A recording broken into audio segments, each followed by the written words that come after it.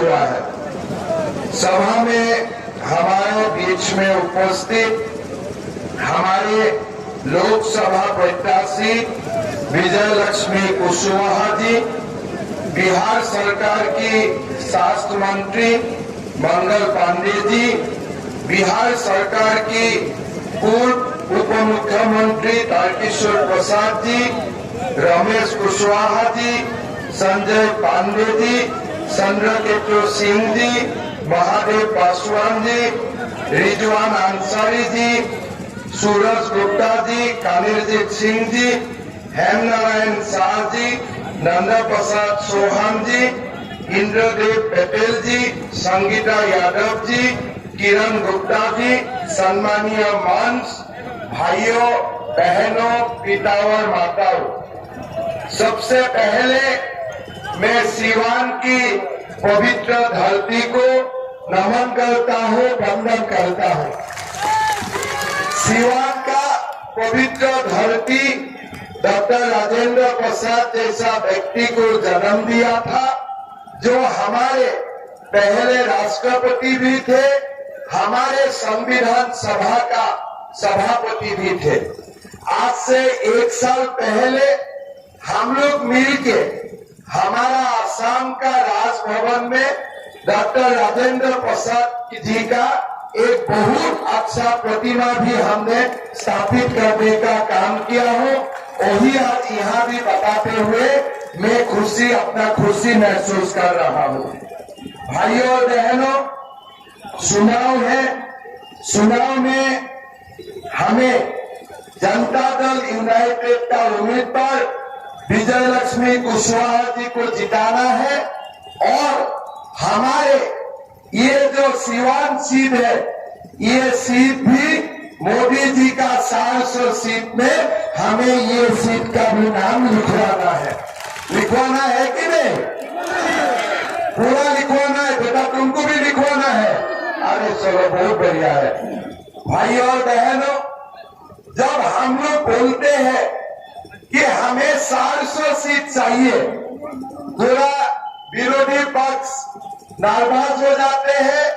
वो बोलते हैं 400 सीट क्यों चाहिए, चलो 400 नहीं चाहिए, 399 हो जाए, तो 399 में वो लोग खुश रहते हैं। लेकिन जब 400 सीट बोलते हैं ना, वो लोग का दिमाग गर्म हो जाते हैं। भाई और बहनों, मैं आज तक समझ नहीं पा रहा हूं कि 399 में तुम्हारा नाराजी नहीं है तो 400 में तुम्हारा नाराजी क्यों है, ये मैं आज तक समझ नहीं पा रहा हूं। भाई और बहनों, हमें 400 सीट क्यों चाहिए, इसका कुछ कारण भी होगा। मंगल भाई ने आप लोगों को बताया, राम मंदिर का प्राण प्रतिष्ठा हुआ। कांग्रेस का एक शख्स है जो महाराष्ट्र कांग्रेस का अध्यक्ष है, उन्होंने बोला, नाना पटोले है उनका नाम, उन्होंने बोला कि अगर कांग्रेस सरकार आएगा तो हम राम मंदिर का दोबारा शुद्धिकरण करूंगा। मैंने पूछा, भाई कांग्रेस पार्टी कैसे राम मंदिर का शुद्धिकरण कर सकता है? बोले क्यों नहीं कर सकता है? मैं बोला पहले बताओ, सोनिया गांधी हिंदू है कि क्रिश्चियन है, ये पहले बताओ हमें ये पहले बताओ।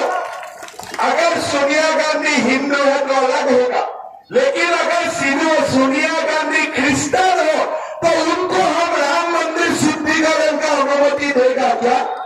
हम उनको अनुमति देगा क्या? तो ये कांग्रेस पार्टी अभी भी राम मंदिर का पीछे है। लालू यादव अभी भी राम मंदिर का पीछे है। उनका मन है, अगर कोई कारण में कांग्रेस का सरकार बनते हैं ना, वो दोबारा रामलला को कैंप में ले आने का उनका अभी भी मन है। भाई और बहनों, हमें देखना पड़ेगा कि रामलला का मंदिर जैसे हमने भव्य मंदिर बनाया, उसी ऐसे ही भव्य रूप में रहना चाहिए, हजारों साल रहना चाहिए। जब तक चंद्र और सूर्य रहेगा तब तक हमारा रामलला अयोध्या में रहना चाहिए।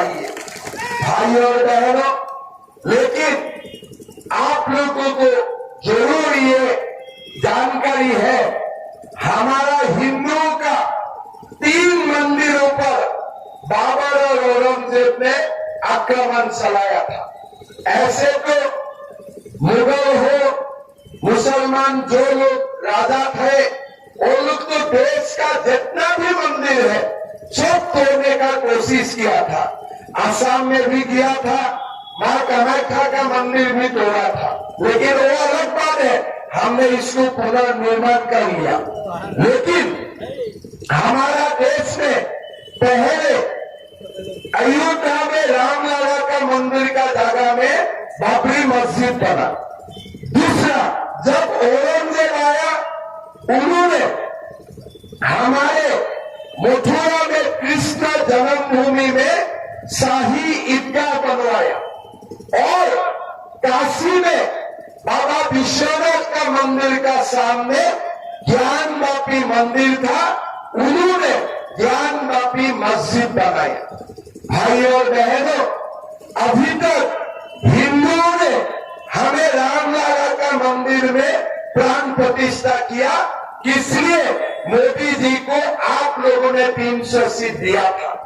भाई और बहनों, आप हमें इस बार 400 सीट दीजिए, हम मथुरा में भी कृष्ण जन्मभूमि बनाऊंगा और काशी में भी ज्ञानवापी मंदिर दोबारा हम लोग बनाएगा।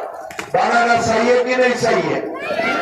बनाना सही है कि नहीं सही है? औरंगजेब ने जो हमारे कृष्ण जन्मभूमि में शाही ईदगाह बना के गया है, उनका जगह में दोबारा मंदिर बनाना है कि नहीं हमें? भाई और बहनों, हमें बनाना है और मोदी जी अगर 400 सीट मिले तो मैं विश्वास करता हूं कृष्ण का जन्मभूमि भी बनेगा और काशी विश्वनाथ में ज्ञानवापी मंदिर भी बनेगा। ये पक्का है और ये काम हमारे भारतीयों को, हिंदू को ये काम भी करना है, यही हमारा संकल्प है। भाई और बहनों, आप लोग सब जानते हैं, मैं मेरा भाषण का शुरुआत में ही डॉक्टर राजेंद्र प्रसाद का नाम उल्लेख किया। डॉक्टर राजेंद्र प्रसाद, बाबा साहेब अम्बेडकर ने हमें एक संविधान दिया जो हमारे लिए भागवत गीता जैसा, धर्म ग्रंथ जैसा ही है। आप लोग देखिए संविधान में क्या लिखा हुआ है कि एसटी को रिजर्वेशन मिलना चाहिए, शेड्यूल कास्ट को रिजर्वेशन मिलना चाहिए और किसको मिलना चाहिए? अति पिछड़ा ओबीसी को रिजर्वेशन मिलना चाहिए। और मोदी जी ने क्या किया? शेड्यूल ट्राइब का रिजर्वेशन, शेड्यूल कास्ट का रिजर्वेशन, अति पिछड़ा का रिजर्वेशन, साथ में अति पिछड़ा का आयु, संवैधानिक स्वीकृति, सब कुछ उन्होंने किया। अभी लालू यादव क्या बोल रहा है कि मुसलमानों को भी रिजर्वेशन देना चाहिए। बोल रहा है कि नहीं बोल रहा है? बोला है ना? धर्म का आधार में भारत में रिजर्वेशन हो सकता है क्या? भारत में धर्म का आधार में रिजर्वेशन हो सकता है क्या? कर्नाटक में कांग्रेस सरकार ने मुसलमानों को 60% रिजर्वेशन दिया। किसका कोटे काट कर? ओबीसी अति पिछड़े का कोटा काट के मुसलमानों को रिजर्वेशन दिया। आंध्र प्रदेश में मुसलमानों को रिजर्वेशन दिया। अभी लालू यादव बोल रहा है पूरा देश में मुसलमान का रिजर्वेशन होना चाहिए। मैं लालू यादव को बोलना चाहता हूं, पहला जैसा भी हिंदू नहीं है, हिंदू जाग उठा है, रिजर्वेशन धर्म का आधार में हो ही नहीं सकता है। अगर आपको रिजर्वेशन मुसलमान को देना ही आप चाहते हो, चला जाओ पाकिस्तान में और पाकिस्तान में रिजर्वेशन दे। भारत में नहीं होगा। आप जाके पाकिस्तान में आप मुसलमान को रिजर्वेशन दे देना, हमारा कोई आपत्ति नहीं है।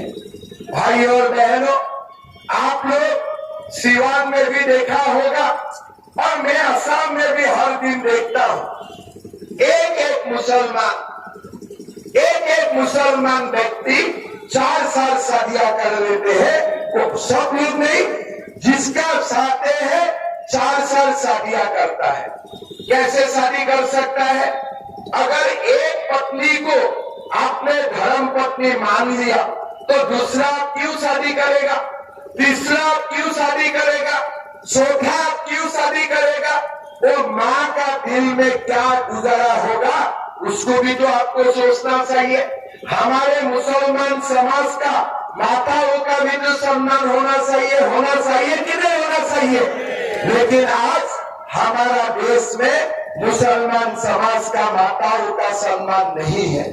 अंबेडकर जी ने संविधान में क्या लिख के दिया था कि जब सरकार बनेगा हमारा सरकार यूनिफॉर्म सिविल कोड लाएगा, मतलब हिंदुओं को भी एक पत्नी, मुसलमान को भी एक पत्नी, हिंदुओं का बेटियों को भी पिता का संपत्ति में अधिकार मिलेगा, मुसलमान का बेटियों को भी पिता का संपत्ति में अधिकार मिलेगा। मतलब हिंदू का जो कानून होगा मुसलमान का वही कानून होगा। लेकिन कांग्रेस ने कानून बनाया नहीं। अब हमें 4 से सीट दीजिए, हम देश में यूनिफॉर्म सिविल कोड बनाऊंगा, ये भी हमारा संकल्प है। भाइयों और बहनों, हमारा सिवान में भी बहुत मुसलमान लोग हैं। हमारा असम में 36% मुसलमान है और मैं हमेशा मुसलमान का बीच जाता हूँ।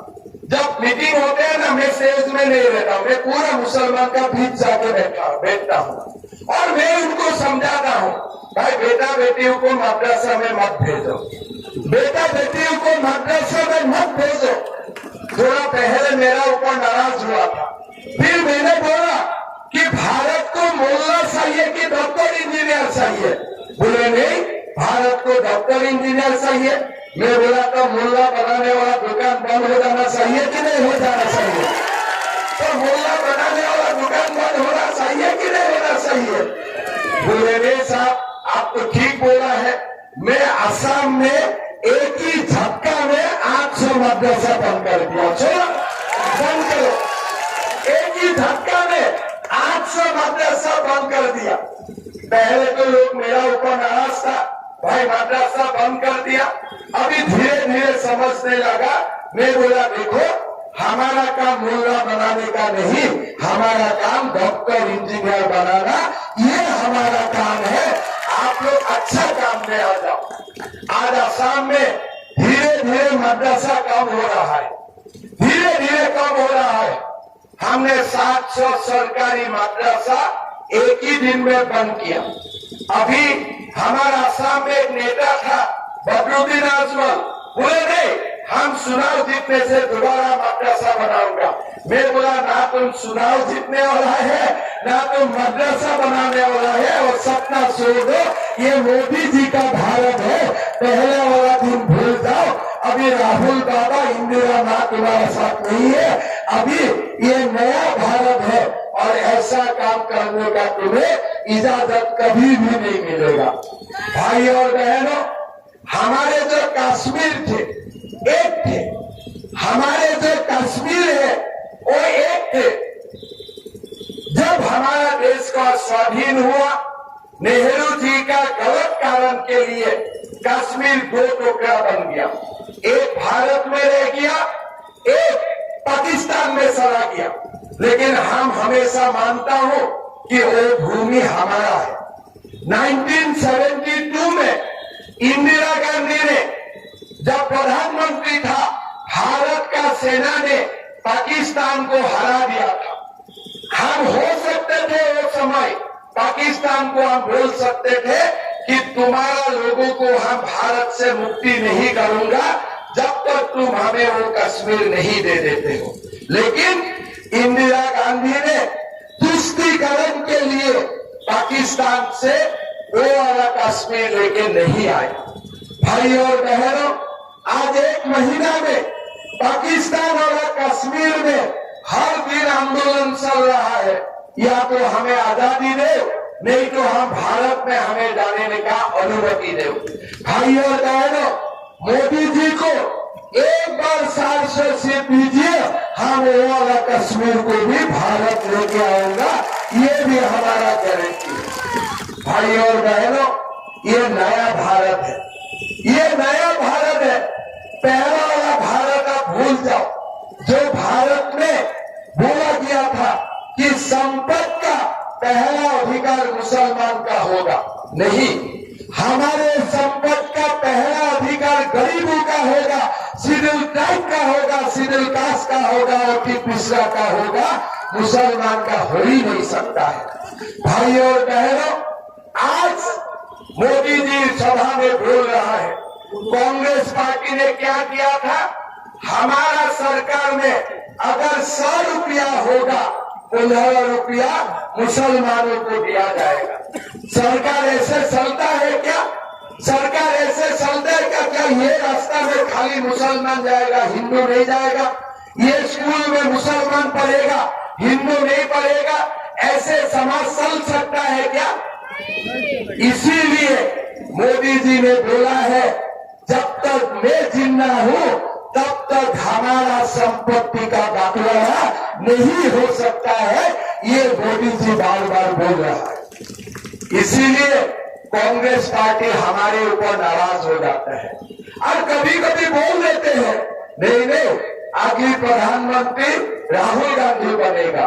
बन सकता है, लेकिन भारत में भी तो नहीं बनेगा। उनको टिकट काट के हम लोग पाकिस्तान भिजवा देंगे और पाकिस्तान में एक बार ट्राई करके देख लो, अगर बन सकता है तो ठीक है, लेकिन भारत में दोबारा ना कांग्रेस आने वाला है, ना लालू यादव आने वाला है, ना अखिलेश यादव आने वाला है। वो दुकान बंद हो चुका है, वो दुकान और कभी खुलेगा नहीं।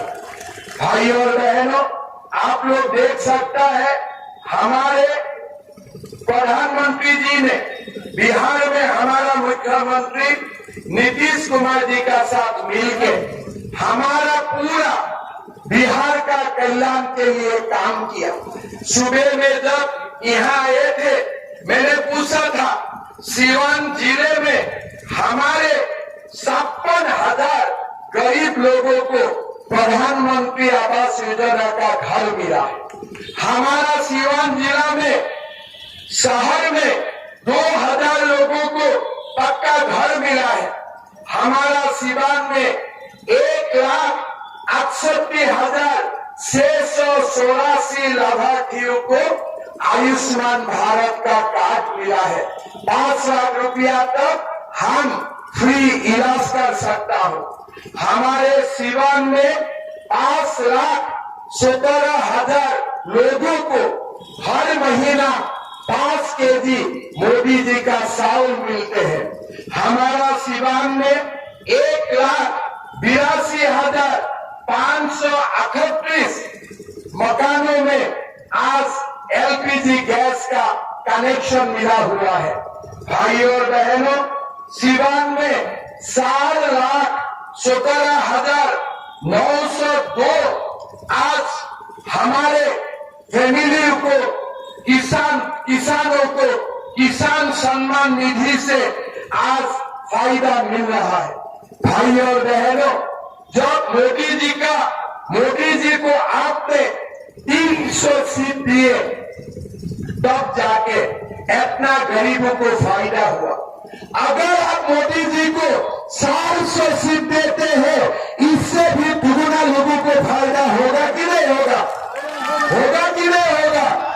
इसीलिए भाई और बहनों, गरीबों का उत्थान के लिए, हमारा समाज को संस्थापित करने के लिए, कृष्ण जन्मभूमि बनाने के लिए, काशी में मंदिर बनाने के लिए, रामलला को सुरक्षित करने के लिए, हमारे देश में यूनिफॉर्म सिविल कोड लाने के लिए और पाक ऑक्युपाइड कश्मीर को भारत में लाने के लिए हमें विजय लक्ष्मी कुशवाहा जी को जिताना पड़ेगा। पड़ेगा कि नहीं पड़ेगा? पड़ेगा ना। यहाँ में जो लोग है ना, पहला वाला दिन सलाह किया है। हमारा आसाम में भी ऐसा पहले गुंडे थे। हमारा सरकार आने के बाद 200 से अधिक गुंडा को मैं इलाज कर चुका हूँ, बढ़िया से इलाज कर दिया हूँ। अभी गुंडा का दिन नहीं चलेगा। अभी हमारे मोदी जी का नेतृत्व में नया बिहार बनाने का कर्म योग सवेगा। यही हमारा नया भारत है, यही हमारा नया बिहार है। भाई और बहनों, आप लोग सब मिलके विजय लक्ष्मी बहन को जिताइए और मोदी जी का 400 सीट में सीवान जल होना ही चाहिए। होगा कि नहीं होगा? होगा कि नहीं होगा? देखिए, हम लोग वोट देने नहीं आएगा तो हमारा वोट नहीं देने का फायदा भी ये मुसलमानों को रिजर्वेशन देने वाला उठाएगा कि नहीं उठाएगा? हम अगर सब लोग सोचते हैं नहीं विजय लक्ष्मी तो जीतने वाला है, आज हम लोग वोट नहीं देने से भी होगा, ऐसे नहीं होते हैं। अगर हम लोग वोट नहीं दूंगा तो ये मुसलमानों को रिजर्वेशन देने वाला लालू यादव का पार्टी जीत जाएगा। इसीलिए हमें वोट देने के लिए आना भी है और विजय लक्ष्मी जी को वोट भी देना है। ये दोनों काम करना है। कोई लोग बोलते हैं बहुत गर्मी है, अरे गर्मी छोड़ दीजिए, हमारा धर्म को बचाने के लिए, समाज को बचाने के लिए चाहे गर्मी एक जगह में चला जाए, हम लोग को वोट स्टेशन में जाएगा, पोलिंग स्टेशन में जाएगा, मोदी जी को देश का प्रधानमंत्री बनाऊंगा, यही हमारा संकल्प होना चाहिए। भाई और बहनों, एक बात मैं मंगल भाई को बोलना चाहता हूं। अभी अभी हम असम में एक नया योजना का शुरू किया, जिसने राम मंदिर बहुत लोगों ने टीवी में देखा है, रामलला को टीवी में देखा है, सबको रामलला दर्शन करने के लिए मन है कि नहीं आप लोगों का? खास करके माताओं का सबसे ज्यादा मन है कि एक बार रामलला दर्शन करने जाना है। असम में हमने, हमारा छोटा प्रदेश है, हमने ये निर्णय लिया हो कि इस बार 1 लाख लोगों को सरकारी खर्चा में हम लोग रामलला दर्शन के लिए लेके जाएगा। मैं मंगल भाई को निवेदन करूंगा, बिहार से कम 5 लाख लोगों को सरकारी खर्चा में रामलला का मंदिर दर्शन करवाने के लिए लेके जाना है। जाना चाहिए कि नहीं जाना चाहिए? तो मैं तो बाकी वादा नहीं करता हूं, लेकिन एक वादा मैं जरूर करूंगा, हर दिन में मंगल भाई को फोन करूंगा कितना लोग आप रामलला देखने के लिए भेजा है। ठीक है ना? फोन करना चाहिए कि नहीं चाहिए? तो हर दिन में प्रेशर करूंगा कि रामलला दर्शन के लिए ले जाइए, और जब रामलला आप लोग का दर्शन होगा ना, तब मन में कृष्ण जन्मभूमि में भी संकल्प जागृत हो जाएगा कि हमें रामलला से हम संतुष्ट नहीं है, हमें कृष्ण जन्मभूमि भी चाहिए, हमें ज्ञान वापी मंदिर भी चाहिए ना सबको? चाहिए ना? ठीक है, चलिए ये भी मिलना है, खाली 400 सीट मोदी जी को दीजिए। बहुत बहुत धन्यवाद। जय हिंद, वंदे मातरम। रिजल्ट कौन दिन देने वाला है? 4 तारीख को। लेकिन मैं तो आज ही रिजल्ट लेना चाहता हूँ कि सिवान में विजय लक्ष्मी जी जीत गया है, इसीलिए मैं विजय माला उनको आज ही पहना देता हूँ। ठीक है? बाकी आप लेकिन मेरा नाम रखना, सम्मान रखना। मैंने तो विजय माला पहना दूंगा, फिर आपको वोट देने नहीं आने से क्या होगा? आएगा कि नहीं आएगा? आएगा ना? सब लोग आएगा ना? अब मेरा सम्मान रखना। और आप लोग भी रामलला का भी दर्शन में जाना है, कभी समय मिलने से कामाख्या दर्शन के लिए जी भी आइए। आप लोगों का वहां में सब कुछ व्यवस्था करना मेरा ड्यूटी लगेगा। ठीक है? बाकी मंगल जी को बता दीजिए, मंगल भैया को, उधर ड्यूटी मेरा लगेगा। ठीक है ना? बहुत बहुत धन्यवाद। जय हिंद, वंदे मातरम। आइए आइए आगे आइए।